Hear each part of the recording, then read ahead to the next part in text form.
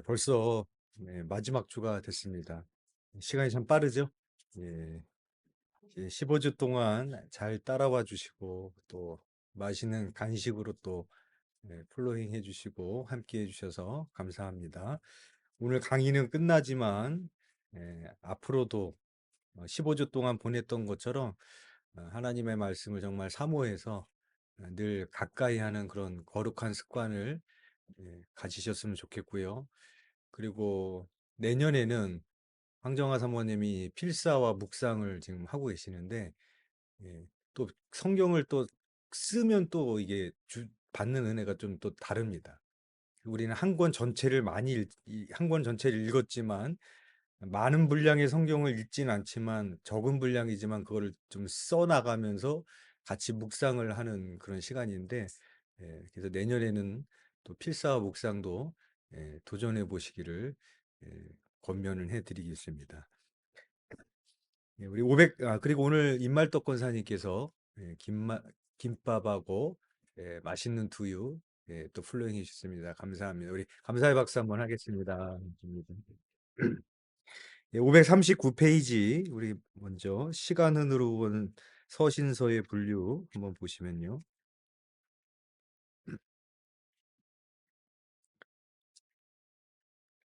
539페이지 교재 시간으로 본 서신서가 나와 있습니다. 그래서 사도행전 28장까지는 이제 로마서까지 끝이 나게 되고요. 그 이유가 이제 옥중서신, 목회서신, 그 사도행전 28장 이유를 그렇게 볼 수 있습니다.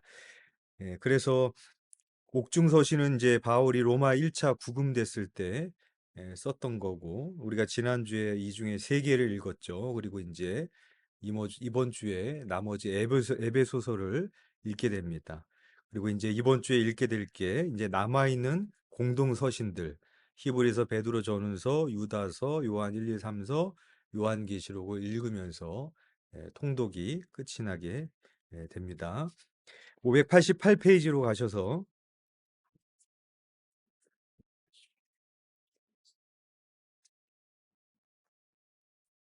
예, 에베소서입니다. 588페이지.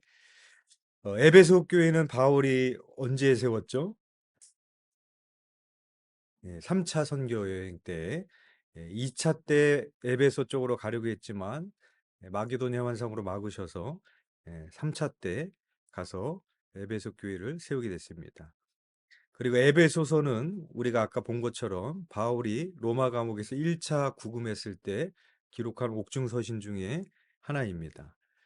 제가 오늘 좀 말씀을 좀 여러 개 띄워야 돼서 PPT를 준비했는데 첫 번째 말씀 띄워주시면 에베소 3장 1절 말씀입니다. 예수의 일로 너희 이방을 위하여 갇힌 자 된 나 바울은 이라고 되어 있습니다. 그래서 바울이 이것이 옥중서신이라는 것을 나타내는 그런 한 구절의 말씀이죠. 에베소는 아데미 여신의 본고장이었습니다. 그래서 교재 590페이지를 한번 보시면 아데미 여신의 사진이 있습니다. 있죠? 예. 그래서 이 여신의 특징을 보면 온몸에 가슴이 달려 있습니다. 이게 뭘 상징하는가 하면은 풍요를 상징을 하는 겁니다. 그래서 에베소에서는 이 아데미 여신 숭배가 그 도시의 중요한 경제적 생존 수단이 됐습니다. 그래서 이 아데미와 연관된 관광객과 순례자들이 얼마나 많이 오겠어요. 그렇죠? 그래서 그거를 대상으로 여러 가지 상점도 열릴 것이고 교육도 할 것이고 그것으로 인해서 많은 경제 활동이 벌어지는 도시가 바로 에베소였습니다. 에베소는 바로 에베소서는 그 도시를 향해서 그렇게 바울이 쓴 성경이라는 것이죠. 그래서 590페이지 그에 보시면 그래서 에베소서에서는 뭐가 나오는가 하면 영적 전쟁 얘기가 나오는 겁니다. 이런 도시이기 때문에 바울이 영적 전쟁에 대한 이야기를 하게 됩니다. 그래서 우리가 잘 알고 있는 것처럼 하나님의 전신갑주를 입으라. 에베소 6장에 그런 말씀이 나오게 됩니다. 이 교재에 보면은 그 무기들이 여러 가지가 나오고 있는 것을 볼 수 있습니다. 이 무기 중에서 두 가지 무기가, 이 무기 중에서 예, 두 가지가 동일한 게 있습니다. 그게 뭐냐면은 허리에 띠, 성령의 검. 둘 다 말씀이죠. 예. 근데 어떤 차이가 있는가 하면 허리에 띠 진리는 기록된 성경, 로고스고요. 성령의 검 하나님의 말씀은 레마의 말씀입니다. 그래서 이런 영적 전쟁의 본고장이었던 그 에베소 도시에서 바울은 이제 하나님의 전신갑주를 입으라고 말하고 있는데 어, 이 영적 무기 중에서 이 중에서 두 개가 벌써 말씀이라는 것을 보면은 이 영적인 무기에 있어서 말씀이 얼마나 중요한지를 우리가 보게 되어지는 것이죠. 그래서 내가 말씀을 읽지 않고 살고 있다. 기도하고 있지 않고 하지 않고 살고 있다.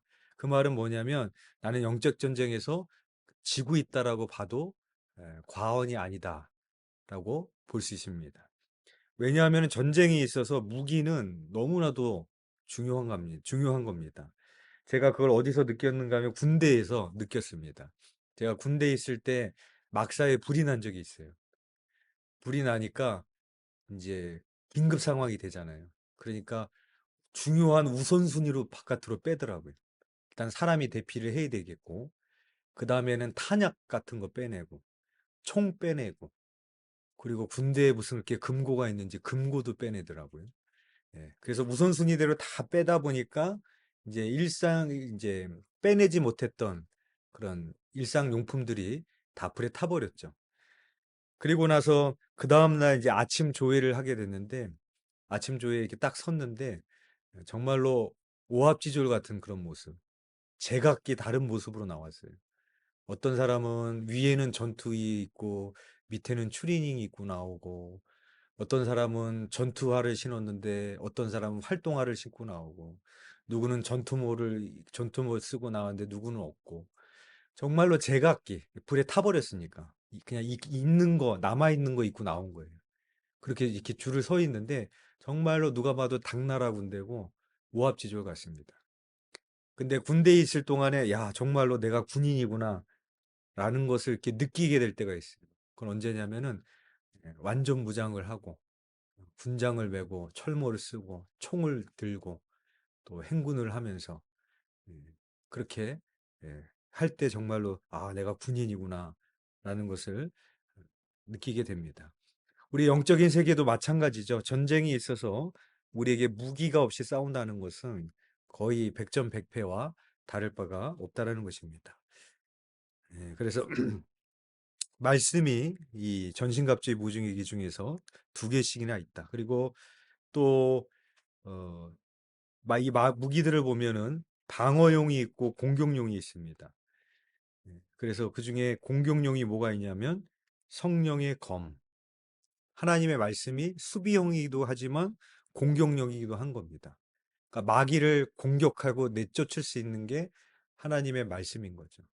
내 상황에서 지금 주는 하나님의 말씀이 있을 때 그 마귀가 주는 염려와 근심과 두려움과 여러 가지 유혹과 그런 것들을 내어 쫓을 수가 있는 거예요. 그렇죠? 그게 또 공격용 무기가 되어지는 것입니다. 591페이지에 보면은 마귀가 틈타기 아주 쉬운 세 가지 상황에 대해서 에베소서 4장에서 이야기를 하고 있습니다. 첫 번째는 불화, 하나 되지 못했을 때. 거기는 뭐 마귀가 뭐 역사할 필요도 없어요. 자기들끼리 알아서 역사하니까 예, 거기는 너무나도 쉬운 상황이 되어집니다. 그래서 어, 에베소서 2장 14절 말씀 제가 말씀 얘기할 때 PPT 계속 띄워주시면 됩니다. 그는 우리의 화평이신지라 둘로 하나를 만드사 중간에 막힌 담을 허시고라고 말하고 있습니다. 그래서 예루살렘 성전의 구조를 보면은 성전 중심으로부터 지성소가 있고 성소가 있고 유대인 남자의 뜰이 있고 유대인 여자의 뜰이 있고 이방인의 뜰이 있고 가장 외곽에는 소와 양이 매매되는 장소가 있습니다. 그래서 여기서 둘로 하나를 만든다라는 그런 말은 유대인과 이방인을 가로막았던 막힌 담을 헐었다라는 그런 의미가 있습니다. 그래서 이방인이 절대 넘어갈 수 없었던 그런 담이 있었습니다. 그런데 예수 그리스도께서 그 담을 허무셨다라는 것이죠. 그것은 또 하나님과 우리가 원수되었지만 그 막힌 담을 허무신 그런 하나 되게 하시는 주님의 은혜입니다. 그래서 교회는 무엇인가? 교회론이 또 나오는데 교회는 머리 예수 그리스도가 머리가 되시고 서로 다른 지체들이 한 몸을 이루는 것, 하나 되어지는 것. 그죠? 예, 이게 교회죠. 예, 그러나 불화는 그게 깨어지는 겁니다. 예, 그다음에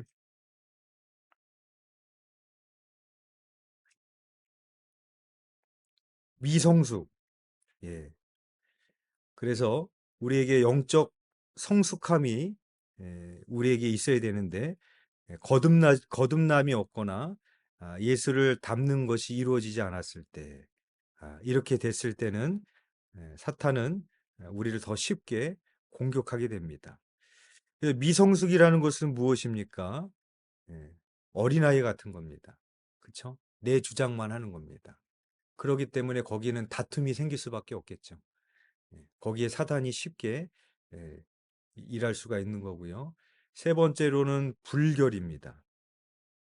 예. 그래서 불결은 뭐냐? 구습을 청소해야 됩니다. 그래서 제가 말씀을 몇 개 뛰어 넘어갔는데 에베소서 4장 22절에서 24절 보시죠. 에베소 4장 22절에서 24절 보면 너희는 유혹의 욕심을 따라 썩어져 가는 구습을 따르는 옛사람을 벗어버리고 오직 너희의 심령이 새롭게 되어 하나님을 따라 의와 진리와 거룩함으로 지으심을 받은 새 사람을 입으라 라고 말하고 있습니다. 회개란 뭐냐? 청소와 같은 겁니다. 여러분 집에 쓰레기를 한 달 정도 안 버려보세요. 집이 어떻게 될까요? 아주 악취가 날 겁니다. 음식물 쓰레기. 그쵸? 여름에. 일주일만 그냥 안 버려도 악취가 납니다.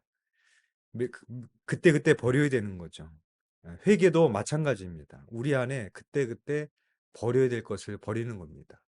예. 그래서 그런데 그것을 버리지 않았을 때 우리 안에 불결할 때 마귀가 틈타기 쉬운 그런 상황이 되어지게 됩니다. 592페이지 디모데전서입니다. 디모데전서는 에베소 교회에서 목회하고 있는 디모데에게 쓴 바울의 목회 서신입니다. 그게 바울에게 많은 동역자들이 있었는데 그중에 바울이 아끼는 그런 제자, 동역자가 있었습니다. 그중에 하나가 바로 디모데입니다. 그래서 바울이 아들이라고 호칭을 쓴 사람이 딱 두 사람이 있습니다. 누군가 하면 디모데와 디도입니다. 그래서 목회 서신도 보면 누구에게만 썼어요? 디모데하고 디도에게만 썼어요. 그만큼 애착을 가지고 있는 그런 제자였습니다. 또 바울은 이 디모데를 향해서 그의 외조모인 로이스 때부터 또 어머니 유니게를 내가 잘한다라고 말하면서 그와의 특별한 관계에 대해서 바울이 이야기하는 것을 볼 수 있습니다. 또 디모데전서를 읽어보면서 이렇게 추정될 수 있는 것은 첫 번째로 디모데의 나이가 목회하고 있을 때 좀 어렸던 것 같습니다. 그래서 어떤 얘기를 하는가 하면 누구든지 내 연소함을 업신여기지 못하게 해라. 그런 말을 합니다. 지금도 마찬가지죠. 우리 한국 사회도 그렇고 이 나이가 굉장히 중요하잖아요. 그죠?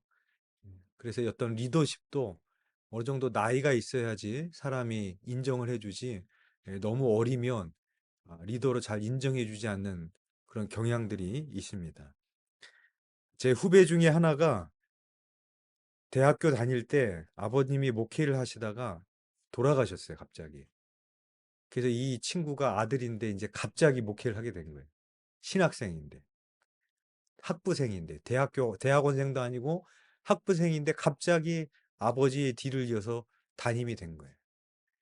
근데 이 친구가 얘기를 들어보니까 담임이 되고 나서 항상 양복에 넥타이를 메고 다녔대요. 학교를 갈 때도, 심지어는 구멍가게를 갈 때도. 왜 그런가 하면은 그런 담임 목사처럼 보이려고. 예. 그 말은 또 무슨 말인가 하면은 그만큼 자기를 그렇게 어리니까 봐주지 않았다는 얘기죠. 예. 그런 얘기를 들은 적이 있습니다. 그래서 어떤 교회는 그런 데잖아요.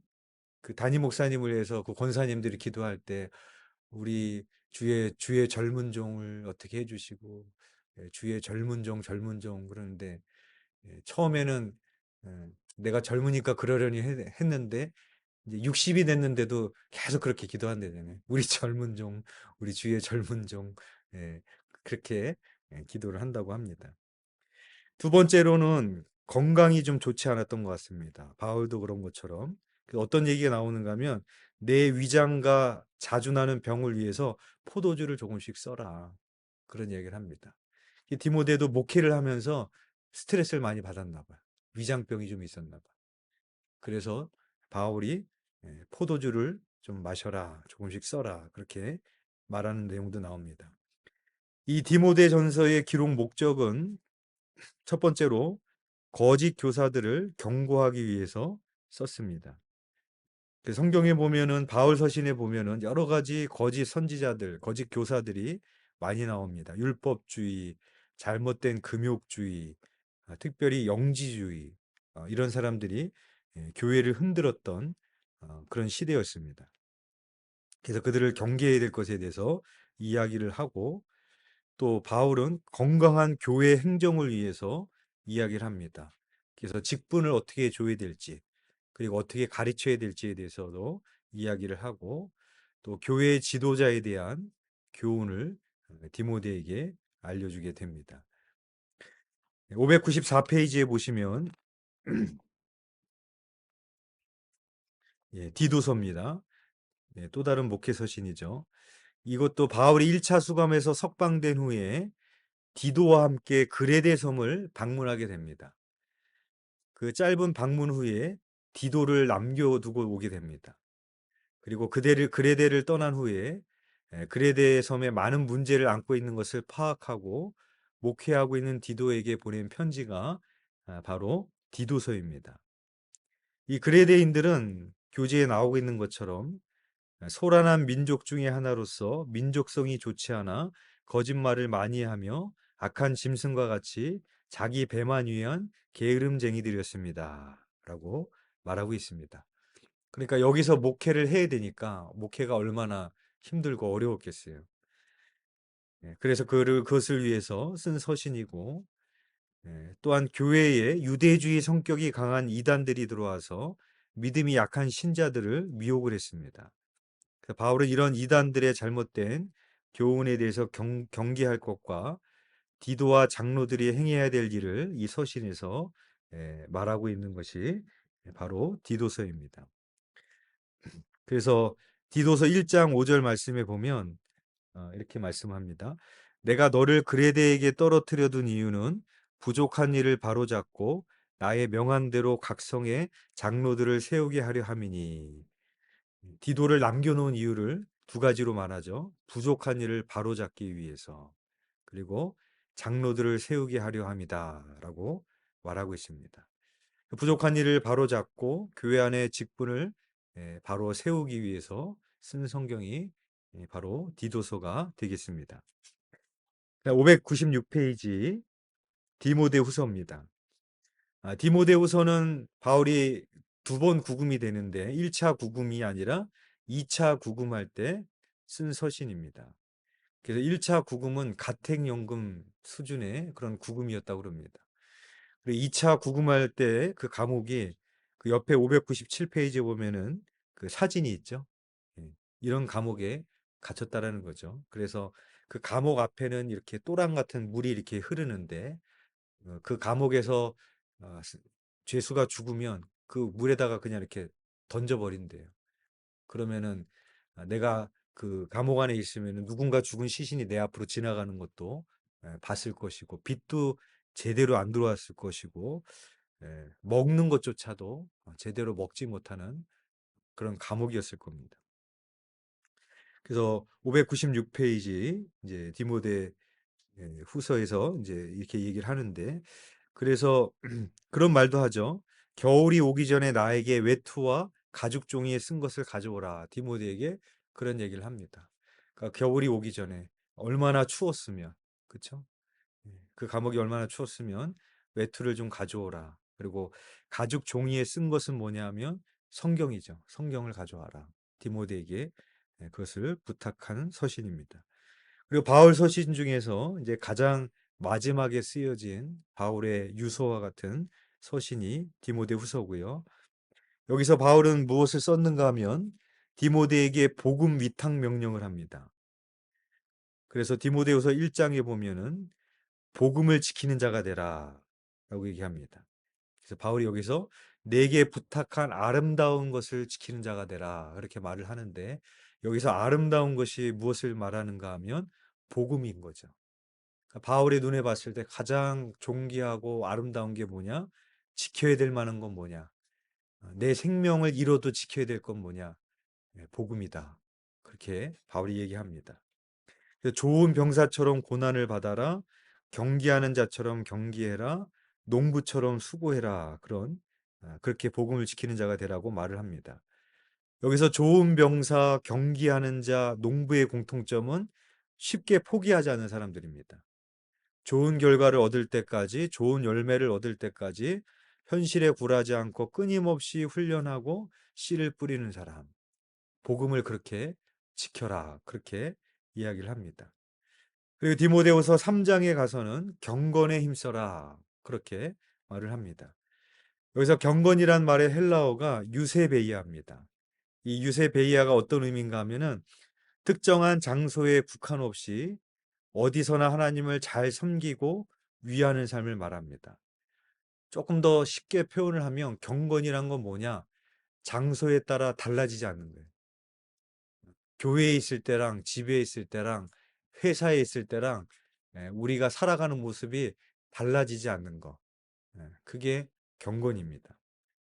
그래서 바울은 경건의 모양은 있으나 경건의 능력은 부인하는 자니 이 같은 자들에게서 내가 돌아서라. 그렇게 이야기를 하죠. 디모데후서 4장 7절에 이렇게 말씀합니다. 망령되고 허탄한 신화를 버리고 오직 경건에 이르기를 연습하라. 그렇게 말하고 있습니다. 그렇다면 경건은 어떻게 얻어질 수 있느냐? 바울이 말하고 있는 것처럼 연습으로 얻어지는 겁니다. 훈련으로 얻어지는 겁니다. 그러니까 훈련되지 아니하면 연습하지 아니하면 결코 이룰 수 없는 겁니다. 그래서 이 부분을 영어 성경으로 어떻게 기록했는가 하면 spend your time and energy라고 말하고 있습니다. 그러면은 경건의 훈련은 뭐냐? 내 시간과 내 시간과 에너지를 쓰는 겁니다. 여러분들이 지난 90일 동안 성경 통독을 하셨잖아요. 그렇죠? 그래서 하루에 1시간 더 넘게 그렇게 내 시간을 들이셨고 또 성경 통독을 하기 위해서 여러분의 에너지를 쏟아야 됐습니다. 그러니까 경건은 뭐냐? 가만히 있는다고 생기는 게 아니라 반드시 내 시간과 에너지를 들여야지만이 경건의 능력으로 나아갈 수가 있는 것입니다. 그리고 복음을 지키는 자의 자세 세 번째는 마지막까지 온 힘을 쏟아라. 그렇게 바울이 말합니다. 전제와 같이 내가 벌써 부어지고 나의 떠날 시각이 가까웠도다. 라는 바울의 유언과 같은 그런 말이 나오죠. 이 바울의 말의 의미를 보면 내가 전제와 같이 벌써 부어졌다. 나의 떠날 시각이 가까워졌다. 그러니까 바울의 삶은 은퇴가 없었어요. 그렇죠? 나는 할 만큼 했어. 이제 나는 그만해도 돼. 나는 고생 너무 많이 했어. 나는 헌신 너무 많이 했어. 이 정도 했으면 됐지가 아니었습니다. 전제와 같이 부어지는 인생. 마지막까지 하나님 앞에 부어지는 인생으로 갔던 사람이 바울이었습니다. 과거에 아프리카에 맨발의 마라토너 아베베라는 그런 유명한 선수가 있었습니다. 이 선수가 마라톤 경주에서 우승을 했는데 이제 기자들이 와서 인터뷰를 했는데 그런 얘기를 했어요. 아직 몇 킬로 더 달릴 수 있습니다. 그러니까 이 선수로서 봤을 때는 대단한 그런 선수죠. 더 달릴 수 있을 만큼 얼마나 훈련을 했으면. 근데 바울의 말을 빌려보면 영적인 표현으로 해보자면 좋은 신앙인은 아닌 겁니다. 우리가 하나님 앞에 가야 될 때는 이런 고백으로 가면 안 되는 거죠. 바울의 고백처럼 가야 되는 겁니다. 내가 하나님 앞에 전제와 같이 부어졌습니다. 나에게 주신 시간, 나에게 주신 물질, 건강, 내 생명까지도 안에 아낌없이 하나님 앞에 마지막까지 다 부어드리고 갈 수 있는 삶. 그것이 바로 하나님이 기뻐하시는 삶이 되어질 것입니다. 598페이지 베드로전서입니다. 베드로전서는 시험과 박해를 받고 있었던 그 성도들을 위로하고 권면하기 위해서 쓴 서신이었습니다. 베드로전서가 이렇게 시작해요. 베드로전서 1장 1절 말씀입니다. 예수 그리스도의 사도 베드로는 본도, 갈라디아, 갑바도기아, 아시아와 비두니아에 흩어진 나그네. 여기에 나오는 지명들이 이제 익숙하시죠? 예, 기억나시죠? 그 지도 봤던 거. 예. 그러면 이 사람들이 왜 흩어졌을까? 박해 때문에 흩어진 겁니다. 그래서 로마가 기독교인을 박해한 기간이 10명의 왕이 바뀔 때까지 약 250년 동안 박해를 했다고 합니다. 당시 그리스도인들이 카타콤이라는 그런 지하 공동묘지로 숨어 들어가서 자기의 믿음을 지켜야만 했던 그런 시간들이었습니다. 그래서 카타콤이라는 데 가보셨어요? 네. 그 유명한 데가 이제 터키의 갑바도기아에 있는 이 카타콤이 여러 군데 있는데 그 터키에 있는 데가 좀 유명하죠. 그래서 이 당시 사람들은 거기 안에서 이제 지내니까 걸리지 않기 위해서 발각이 안 되려고 걸어 다니면 사람처럼 보일까 봐 네 발로 걸어 다녔답니다. 짐승처럼 보이려고. 그리고 온몸에는 짐승의 가죽을 뒤집어 쓰고 다니고 그래도 또 먹어야 사니까 주로 밤에 나와서 사냥을 했답니다. 그리고 또 너무 오랫동안 지하 감옥에 있다 보니까 오랜만에 바깥에 나왔을 때 빛을 보고 실명이 되는 경우도 많았다고 그러고요. 평균적으로 30세 정도를 살았답니다. 그 척박한 곳에서 빛이 없는 곳에서 그렇게 살았으니 오래 살 수가 없었겠죠. 예. 그럼에도 불구하고 뭐예요? 내 생명보다도 믿음을 중요하게 여겼던 겁니다. 그렇게 믿음을 지키려고 했던 그런 시간들이었습니다.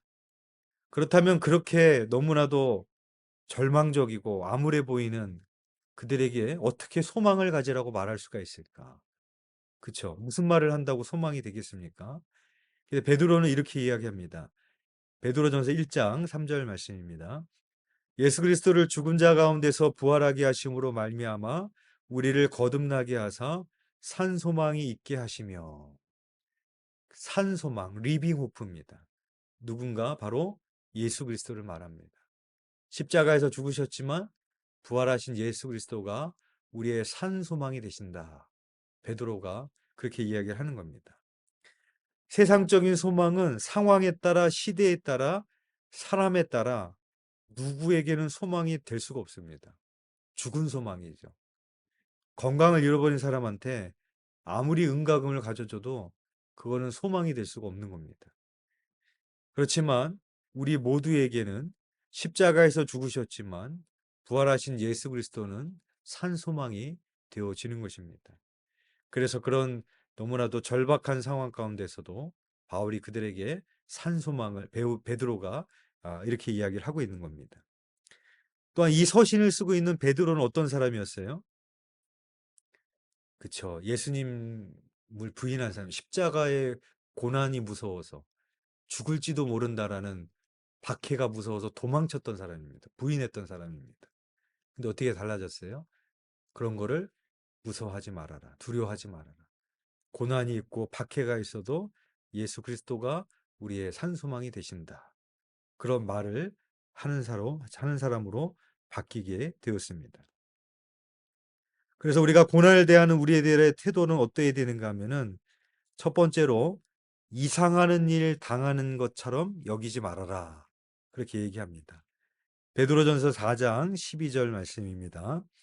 사랑하는 자들아 너희를 시련하고 오는 불시험을 이상하는 일 당하는 것 같이 이상히 여기지 말고 그렇게 말을 합니다. 고난은 인생에 피해갈 수 없는 필수 과목입니다. 이 세상에 고난이 없는 인생이 없고 고난을 피해갈 수 없는 인생도 없습니다. 더더욱이 하나님은 우리를 고난을 통해서 연단하시는 하나님입니다. 그렇기 때문에 베드로는 뭐라고 말하는가 하면은 고난을 이상하는 일 당하는 것처럼 여기지 말아라. 그렇게 이야기를 합니다. 두 번째로는 그 고난에 대해서 그리스도의 고난에 참여해라. 그렇게 말을 합니다.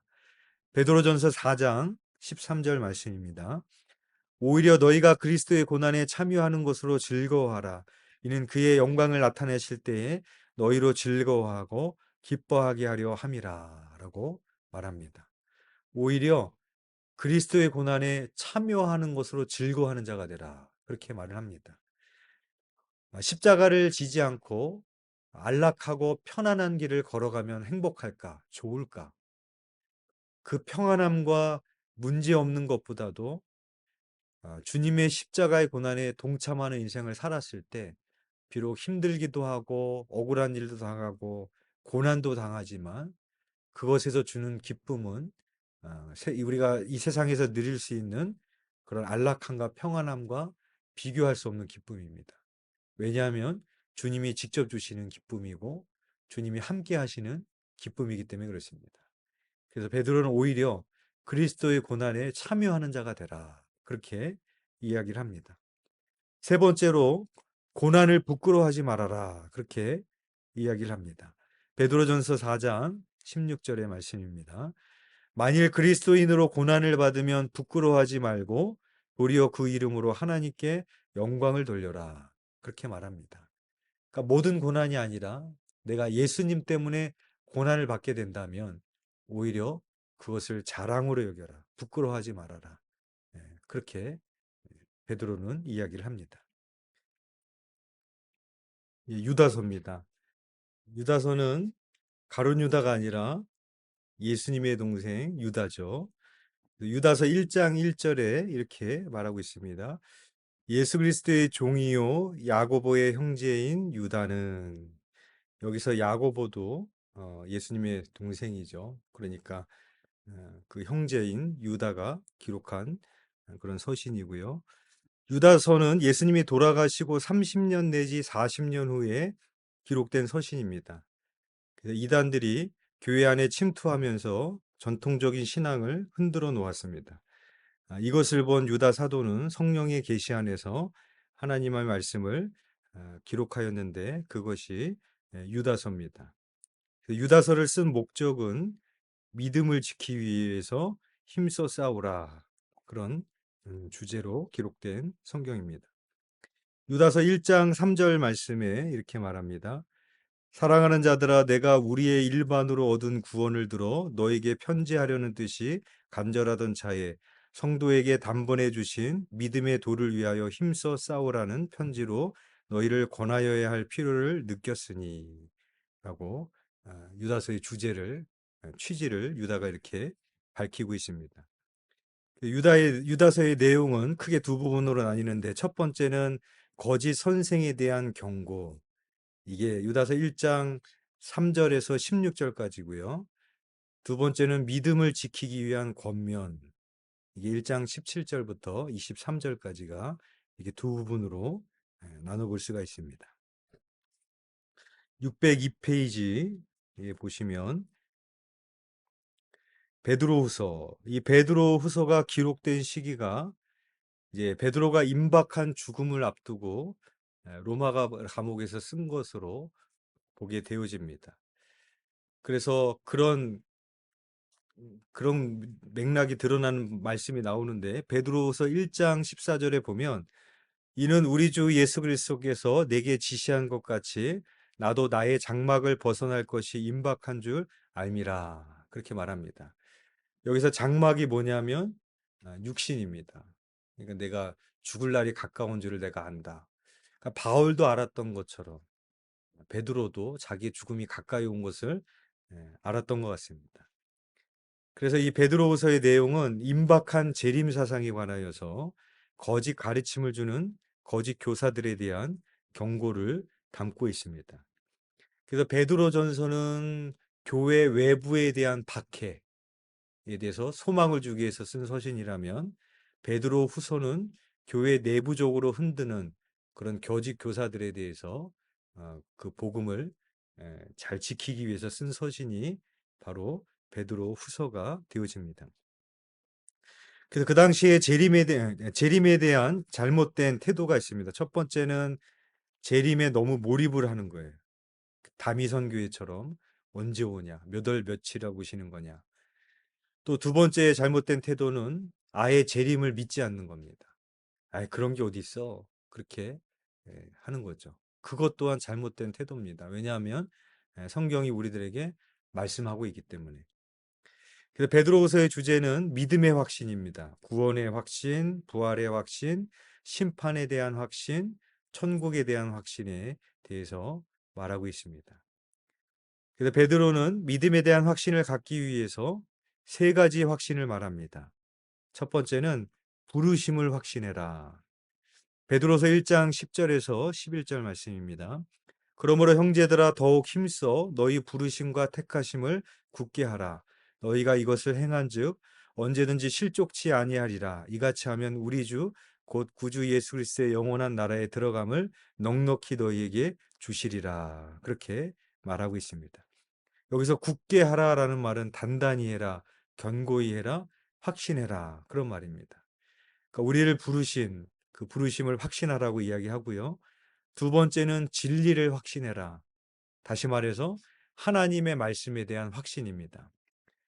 베드로후서 1장 20절에서 21절의 말씀입니다.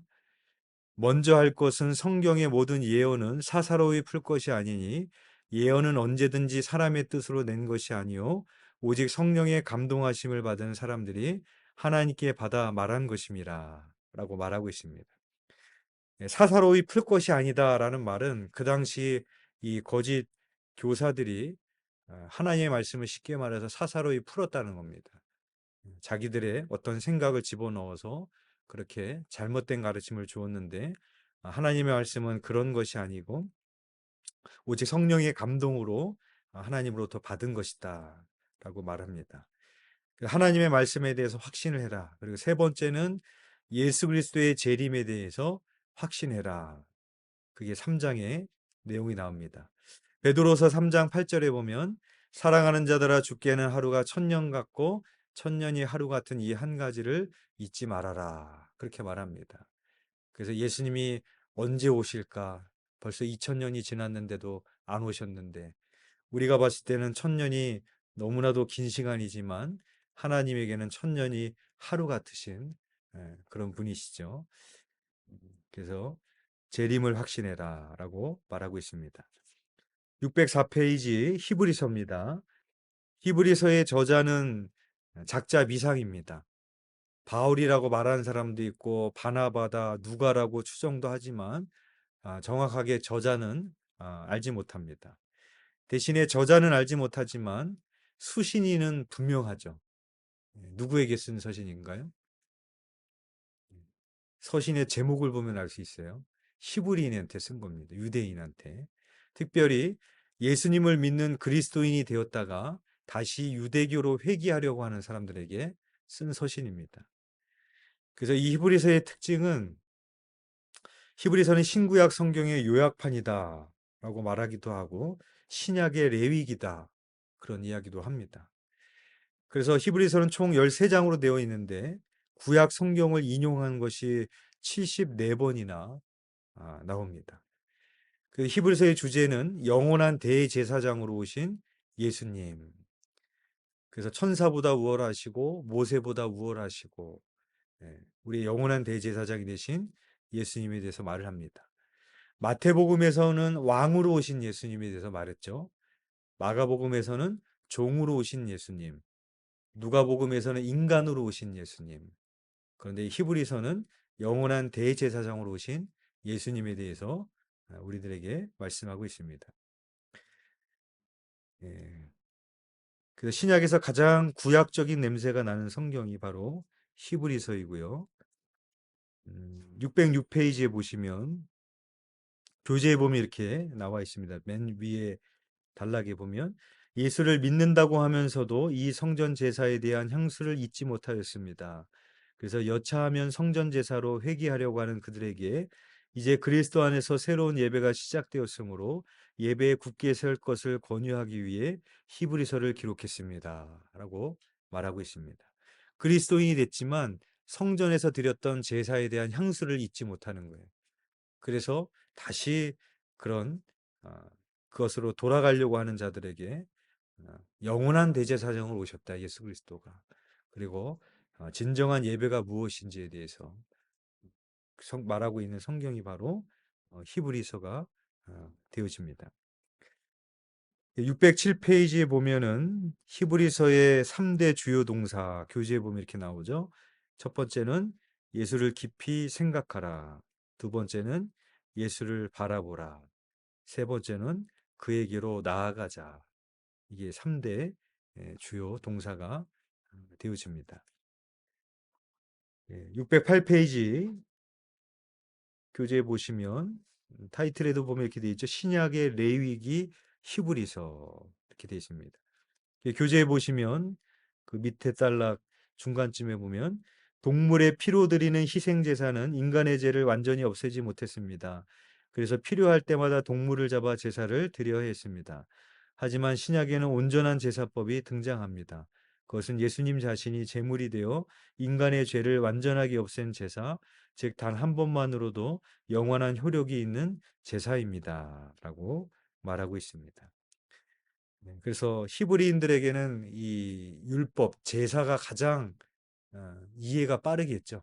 그래서 이 히브리인들에게 진정한 대제사장으로 오신 예수 그리스도를 통해서 진정한 예배가 무엇인지 말하고 있는 성경이 히브리서가 되어집니다.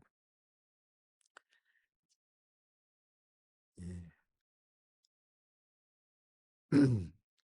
예, 그 다음에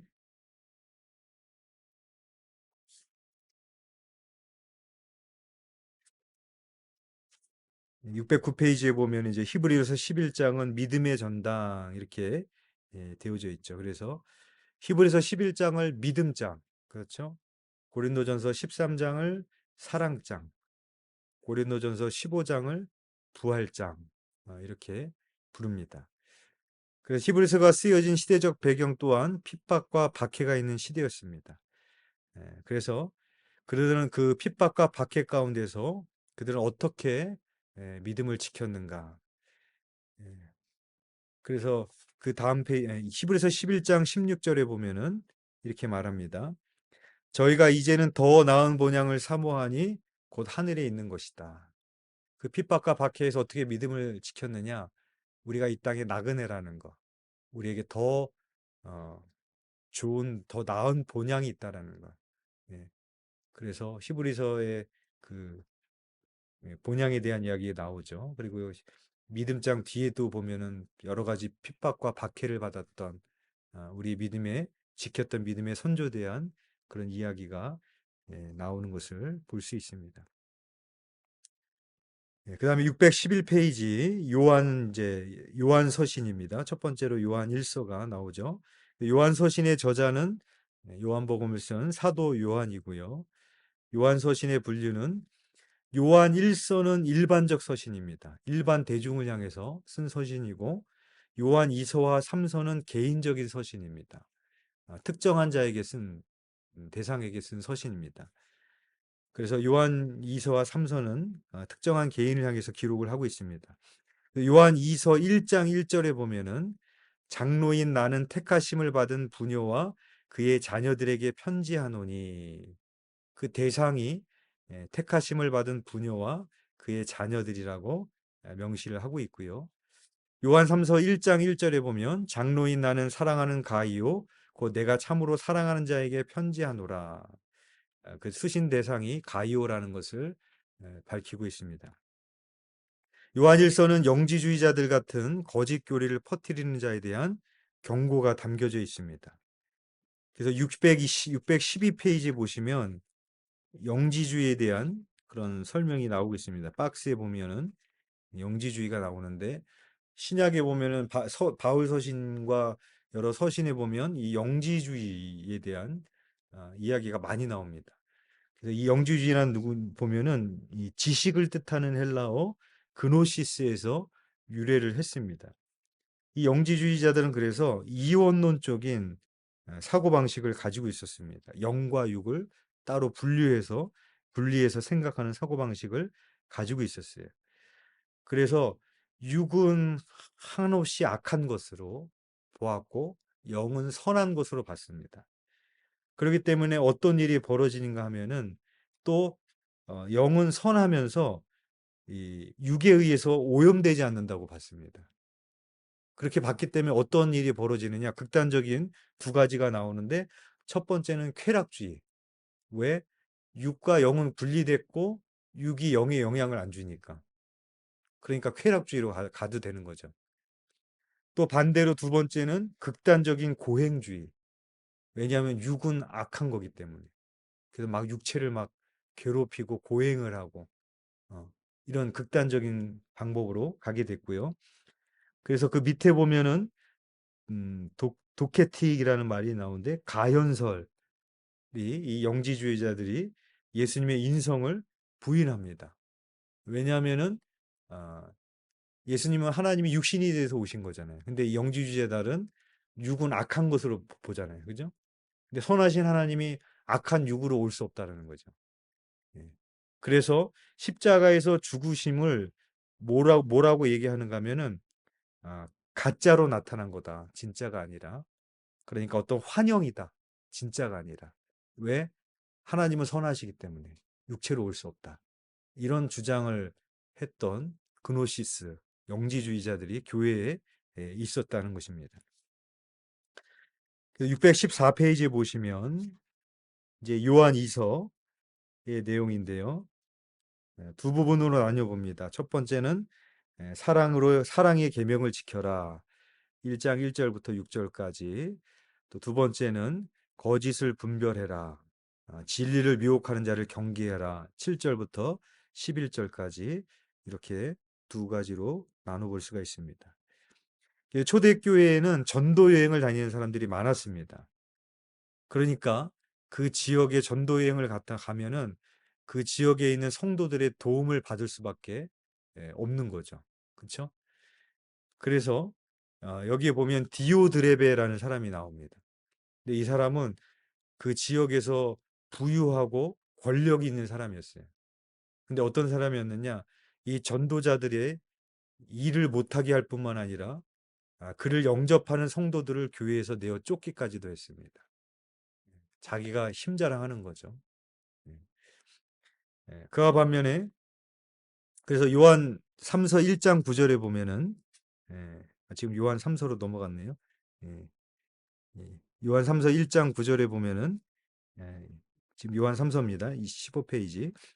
이렇게 말합니다. 1장 9절에 내가 두어 자를 교회에게 썼으니 저희 중에 으뜸되기를 좋아하는 디오드레베가 우리를 접대하지 아니하니. 어떤 사람이에요? 으뜸되기를 좋아하는 사람.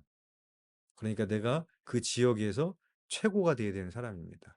그러니까 내 마음대로 되지 않으면 막 내어 쫓아야 되고 전도자도 방해하고 접대하지 않았다. 그런 말을 합니다.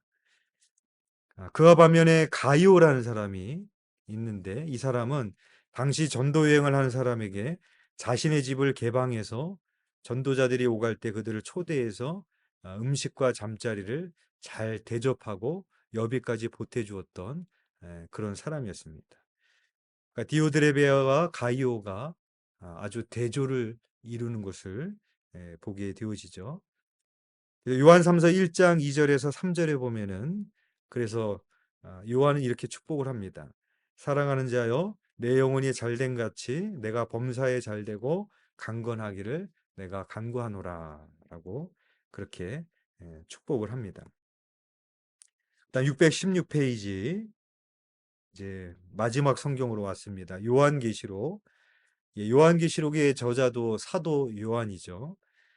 이제 도미티안 황제가 그리스도인을 박해했을 때 이제 절정에 임하게 됩니다. 그때 이제 요한은 나이가 많이 들어서 반모섬에 유배가 되었고 그때 성령님께서 계시를 보여주셨을 때 그것을 기록한 서신이 바로 요한 계시록입니다. 예, 그래서 그런 박해 속에서 새 하늘과 새 땅의 소망을 품게 하기 위해서 쓴 서신이고요. 그래서 종말을 말하는 성경이죠. 그래서 성경이 말하는 종말은 언제인가? 이미와 아직을 말합니다.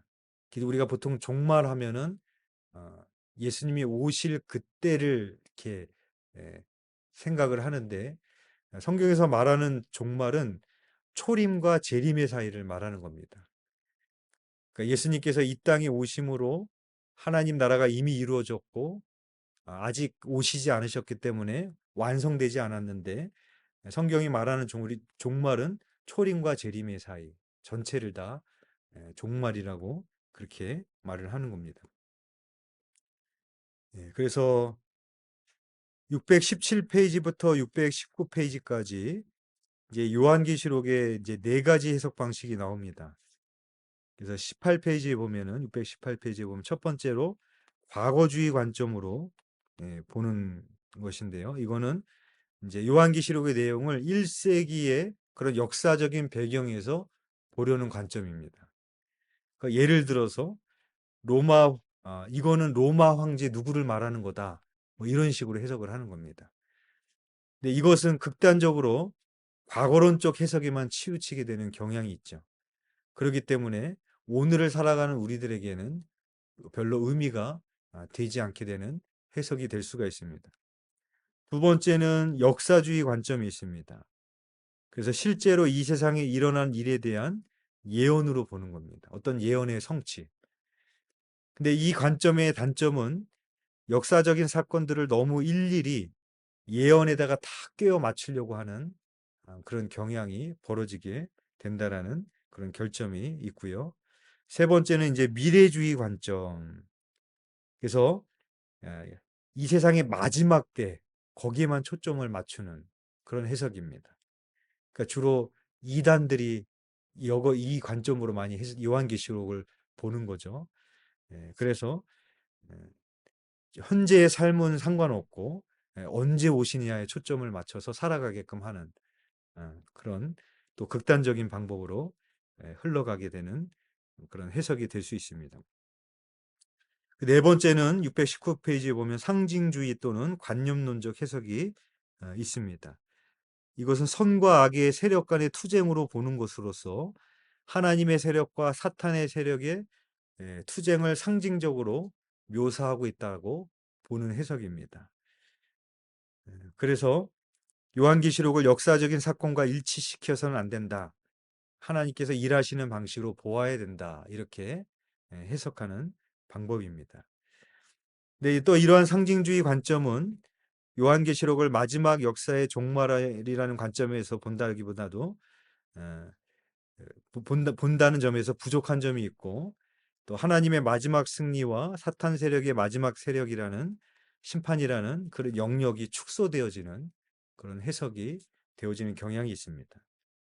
그래서 우리는 요한계시록을 어떻게 읽어야 되느냐? 620페이지에 보시면 절충주의 관점 그렇게 되어져 있습니다. 그래서 지금 우리가 봤던 것처럼 종합적으로 그렇게 요한계시록을 읽어야 됩니다. 한쪽으로 너무 치우치지 않게끔 그렇게 성경을 읽어야 되고요. 621페이지 보면은 이제 원근 통시라는 게 나오고 있는데 여기에 나오는 도표를 보면 우리는 현재만 보죠. 근데 하나님의 시선은 뭐냐? 태초부터 새하늘과 새 땅을 한 번에 보시죠. 우리의 과거와 미래와 이 세상의 시작과 끝을 한 번에 다 같이 보시는 그거를 이제 원근통시 그렇게 말합니다. 그래서 하나님은 시간과 공간을 초월하시는 분이다. 라는 것을 말해주고 있는 것이고요. 그렇기 때문에 이제 하나님의 시간, 카이로스가 중요한 것이죠. 그다음 622페이지. 그래서 이제 하나님의 시간을 인간의 시간으로 크로노스의 개념으로 풀려고 하면 종말의 때가 언제인가가 제일 큰 관심사가 되게 되어집니다.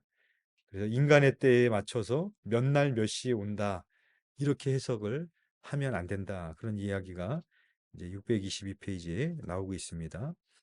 또 623페이지에 보면 또 요한계시록에는 또 여러 가지 이제 숫자들이 많이 또 나오죠. 상징적인. 그래서 대표적으로 666이 있죠. 그래서 짐승의 숫자를 말을 하는데 한때 이게 이제 바코드다, 베리칩이다, 뭐 여러 가지 그런 속설들이 있었습니다. 근데 이 666이라는 숫자는 이 히브리어 알파벳이 상징하고 있는 숫자가 있습니다. 그래서 이 로마 황제의 그 단어의 철자의 수를 합하면 666이 됩니다. 그래서 그런 결국에는 이런 부활한 네로가 다시 세상에 나타난다. 그런 의미를 갖고 있는 그런 의미고요. 또 14만 4천이라는 숫자가 나오죠. 그래서 이거를 누가 사용하는 거예요? 신천지가 사용을 하는 겁니다. 그래서 14만 4천 명이 모이면 주님이 다시 오신다라고 하는데 이미 14만 4천이 넘었대잖아요. 너무 이제 오래됐는데도 또 설을 바꿔가지고 또 계속해서 신천지를 그렇게 끌고 가려고 하는데 이 14만 4천이라는 의미는 12제자 곱하기 12지파 곱하기 천입니다. 많다라는 의미. 그래서 14만 4천은 상징적인 숫자입니다. 근데 신천지는 왜 그렇게 비유적으로 해석을 하냐? 아니다. 이건 전자로 14만 4천이다. 그렇게 주장을 하는 거고요. 그렇게 봐서는 안 된다는 거죠. 그 다음에 이제 624페이지와 625페이지에는 이제 뭐 천년 왕국설 이렇게 나오는데 이거는 뭐 저도 잘 모르기 때문에 뭐 그렇게 잘 모르셔도 상관은 없는데요. 간단하게 말하면 예수님의 재림이 천년 왕국보다 먼저 온다. 그러면 전천년설입니다. 그리고 예수님의 재림이 천년 왕국 후에 온다. 그러면 이제 후천년설 이렇게 부르는 겁니다. 그래서 전천년설은 예수님이 재림하시고 백보자 심판에 들어가기 전에 천년 왕국을 누리게 된다. 라는 이제 설이고요. 후천년설은 그 심판이 끝난 후에 예수님이 재림하시고 천년왕국을 누리게 된다. 이게 이제 후천년설이 되어지게 됩니다. 그래서 이거는 뭐 그냥 참고로 아시면 되고요. 전천년설, 후천년설이 중요한 게 아니라 우리가 날마다 예수님께 붙어 있는 삶을 살면 되겠죠. 그 다음에 이제 630페이지 요한계시록에는 또 여러 가지 심판을 상징하는 그런 용어들이 나오는데 일곱 인이 나오죠. 그래서 인을 하나씩 뗄 때마다 뭐 전쟁, 기근, 죽음, 지진 이런 하나님의 심판과 진노가 쏟아지고 그 다음에 일곱 나팔 그 나팔이 불릴 때마다 뭐 우박과 불과 떨어지는 별들 이런 심판들이 임하게 되고 그 다음에는 일곱 대접 예. 그래서 여러 가지 종기, 피, 태우는 불, 어둠 이런 하나님의 진노와 심판이 임하게 되는 말씀이 나오게 됩니다. 그 다음에 636페이지 이제 마지막입니다. 요한계시록의 주제는 이제 하나님 나라의 완전한 회복입니다. 우리가 성경 통독을 시작할 때 성경 통독을 하는 하나의 중요한 관점 중에 하나가 뭐라고 그랬어요? 하나님 나라라고 그랬죠. 예. 그래서 요한계시록은 이 하나님 나라의 완전한 회복을 보여주는 성경이 요한계시록입니다. 그래서 그 도표를 보시면 창세기 1장과 3장과 요한계시록 20장, 22장이 어떻게 바뀌는지 한번 보시면 태초에 하나님이 천지를 창조하시니라. 그리고 내가 새 하늘과 새 땅을 보니. 그쵸? 새 하늘과 새 땅이 이루어지는 거죠. 그리고 어둠을 밤이라 칭하시니라. 거기는 밤이 없음이라. 밤이 없는 새하늘 새 땅. 그리고 내가 먹는 날에는 정령 죽으리라. 죽음이 이제 들어오게 되는 이 세상이었지만 이제는 다시 곡하는 것이 없고 아픈 것이 없고 사망이 없는 그 세상이 임하게 되고 사탄이 인간을 속이는 자로 나타나죠. 창세기에서는. 그러나 요한계시록에서는 그 사탄을 이제 완전히 심판하셔서 영원히 사라지게 됩니다. 그리고 뱀이 인간을 유혹해서 최초의 승리를 거두게 되지만 요한계시록에 가서는 어린 양 예수 그리스도가 최후의 승리를 거두게 됩니다. 그리고 선악과를 먹은 이후에 내가 네게 큰 고통을 크게 더하리니 그로 인해서 여러 가지 고통이 임하게 되죠. 그러나 요한계시록에 가서는 다시 사망이 없고 애통하는 것이 없는 세계가 세상이 임하게 되고요. 땅은 너로 인하여 저주를 받고 그 뱀으로 인하여서 또 아담과 하와로 인해서 땅이 또 저주를 받았지만 다시 저주가 없게 되어지고 또 아담 안에서 생명나무로 나아가는 길을 잃는다. 그래서 이제 선악과를 먹음으로 인해서 하나님께서 천사를 동원해서 생명나무로 나가지 못하게 막죠. 창세기에 보면은.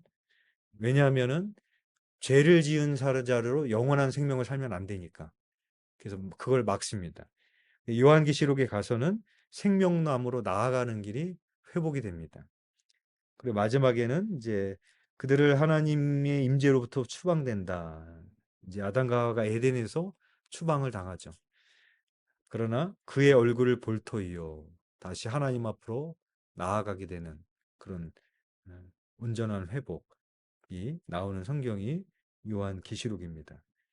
그래서 하나님 나라의 회복이고 에덴의 회복인 성경이 바로 요한계시록이 되어집니다. 그래서 우리 요한계시록 성경의 맨 마지막 말씀입니다. 우리 이거 함께 읽고 한번 마치도록 하겠습니다. 요한계시록 22장 20절에서 21절 함께 읽겠습니다. 시작. 이것들을 증언하신 이가 이르시되 내가 진실로 속히 오리라 하시거늘 아멘. 주 예수여 오시옵소서. 주 예수의 은혜가 모든 자들에게 있을지어다. 아멘. 그래서 성경은 다시 오실 주님을 우리가 믿음으로 선포하면서 그렇게 요한계시록이 끝이 나게 됩니다. 여기까지 또 마지막 강의가 끝이 났고요. 강의가 끝이 났지만 아직 여러분들이 읽으셔야 될 분량은 일주일치가 남아 있습니다. 마지막까지 또 말씀을 잘 읽으시기를 바랍니다. 그리고 이번 한 주간 신덕진 권사님 섬김이로 섬겨주시고요.